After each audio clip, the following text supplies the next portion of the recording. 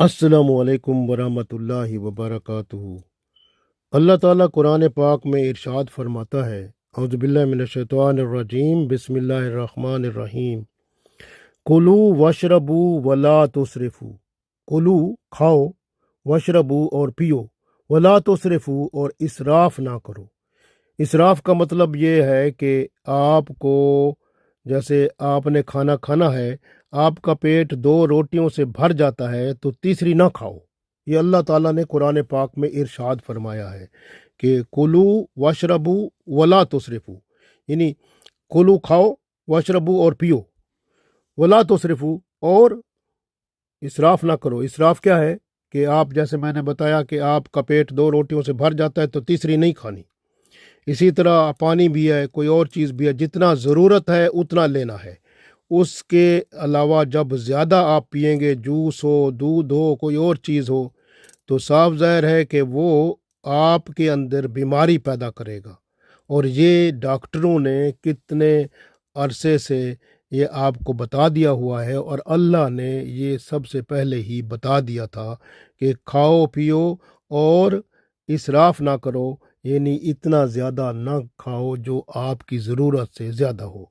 ज़रूरत से ज़्यादा खाओगे पियोगे वो आपके लिए नुकसान का बायस बन जाएगा।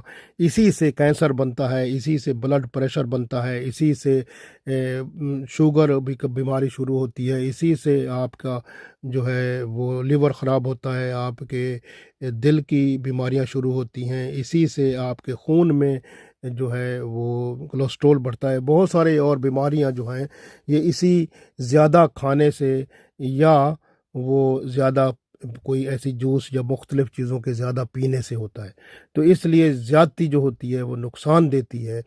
आप देखें कि जब आप थोड़ा खाएंगे तो आपका अंदर जो है वो रसूलुल्लाह सल्लल्लाहु अलैहि वसल्लम की बात पहले सुन लें कि आप सल्लल्लाहु अलैहि वसल्लम ने फरमाया कि जब आप खाना खाएं तो इतना खाएं कि जितना ज़रूरत है, अभी भूख रहती हो तो खाना बंद कर दें।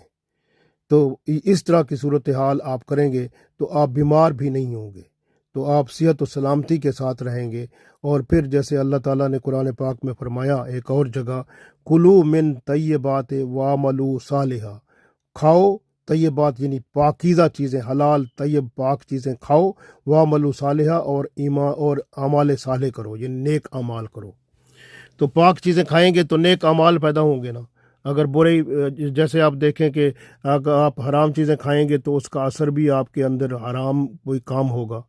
जिस तरह आप देखें रिश्वत का माल खाएंगे, या चोरी का खाएंगे, या गबन का खाएंगे, या किसी और तरीके से आपने धोखाधड़ी से किसी तरीके से माल खाया, तो वो साफ ज़ाहिर है कि वो इसी तरह होगा जिस तरह आप गाड़ी चलाते हैं, गाड़ी के अंदर पेट्रोल डालते हैं, वो पेट्रोल जब चलता रहता है गाड़ी ठीक रहती है।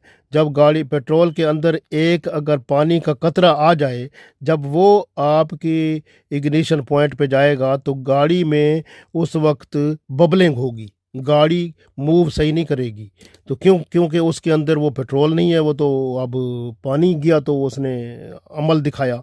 इसलिए जब हराम का जो लुकमा या हराम की चीज़ आपके पेट में जाती है या आपके बच्चों के पेट में जाती है, तो वो फिर हराम काम वो ज़रूर कराती है।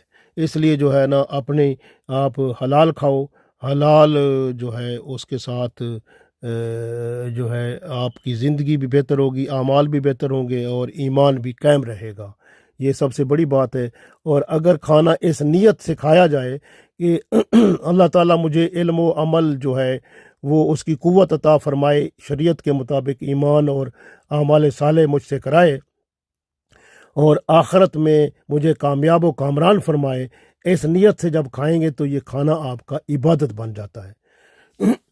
और रसूलुल्लाह सल्लल्लाहु अलैहि वसल्लम फरमाते हैं कि मुसलमानों को हर चीज़ पर सवाब मिलता है, यहाँ तक कि जब वो लुकमा हलाल अपने मुंह में डालता है तो उसको उसका भी सवाब मिलता है।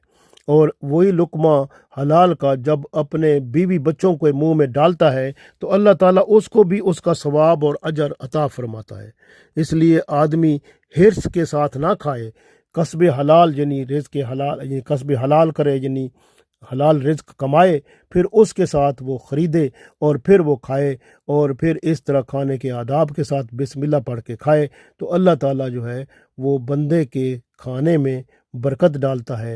اور جب آپ بسم اللہ الرحمن الرحیم پڑھیں گے تو کھانے کے اندر جو خرابی ہوگی، بیماری ہوگی، وہ صحت میں بدلے گی، کیونکہ جب آپ بسم اللہ الرحمن الرحیم پڑھتے ہیں تو وہ کھانا جو ہے، جیسے آپ کچھ کھانا کھا رہے ہیں، وہ فصل جو ہے زمین کی جس جگہ پر اگائی گئی ہے، ہو سکتا ہے اس زمین پر کسی وقت عذاب آیا ہو اللہ کا، تو عذاب کے اثرات تو وہاں ہوتے ہیں، اور اسی طرح یا اس جگہ پر کوئی بے حیائی، فحاشی، زنا اور تہمت اور کوئی گڑبڑ ہوئی ہو تو اس کے اثرات بھی وہاں ہوتے ہیں۔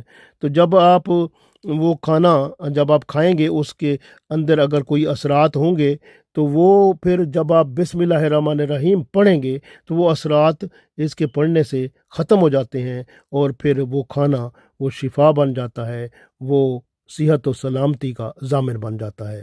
اللہ تعالی ہمیں توفیق دے، آمین۔